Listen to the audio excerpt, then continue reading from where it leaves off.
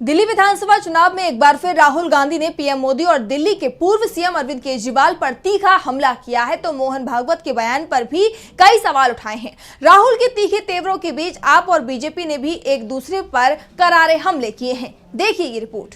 दिल्ली विधानसभा चुनाव में इस समय तीखे आरोपों का सिलसिला तेज हो चुका है। बीजेपी की तरफ से अमित शाह ने कमान संभाल रखी है, तो आपके लिए केजरीवाल लगातार प्रचार कर रहे हैं। इस बीच राहुल गांधी की एक बार फिर एंट्री हो गई है। उन्होंने पटपड़गंज और ओखला में रैलियां कर बीजेपी और आप पर तीखा हमला किया। राहुल ने कहा कि बीजेपी संविधान बदलने की बात करती थी। मोहन भागवत देश की आजादी पर सवाल उठा रहे हैं। ये लोग नफरत की राजनीति कर रहे हैं, जबकि कांग्रेस मोहब्बत की सियासत कर रही है। राहुल ने जीएसटी और नोटबंदी पर सवाल उठाए। कहा ये सब कुछ अरबपतियों को फायदा पहुंचाने के लिए सरकार ने किया। राहुल ने बीजेपी के साथ आप पर भी हमला बोला। कहा कि अरविंद केजरीवाल जब राजनीति में आए तो छोटी सी गाड़ी थी।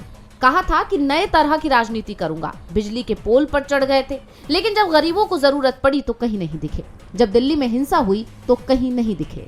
कहा था साफ राजनीति करूंगा और सबसे बड़ा शराब घोटाला कर दिया। केजरीवाल के घर की तस्वीर लोगों ने देखी है, वो शीश महल में रहते हैं। राहुल ने आप और बीजेपी पर तीखा हमला किया, तो बीजेपी और आप के बीच भी आरोपों का सिलसिला तेज हो गया।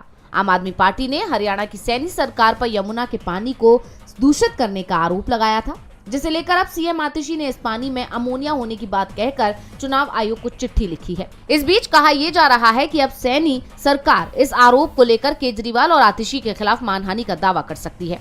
वहीं दूसरी ओर पूर्व सीएम अरविंद केजरीवाल ने पीएम मोदी को चिट्ठी लिखते हुए किसानों और मिडिल क्लास के कर्ज को माफ करने की मांग की है और साथ ही आम आदमी पर पड़ने वाले टैक्स के बोझ को भी कम करने की अपील की है। इसके साथ ही साथ एआईएमआईएम के नेता और दिल्ली सांप्रदायिक टकराव के आरोपी ताहिर हुसैन को सुप्रीम कोर्ट से बड़ी राहत मिली है। चुनाव प्रचार के लिए हुसैन को कोर्ट ने अंतरिम जमानत दे दी है।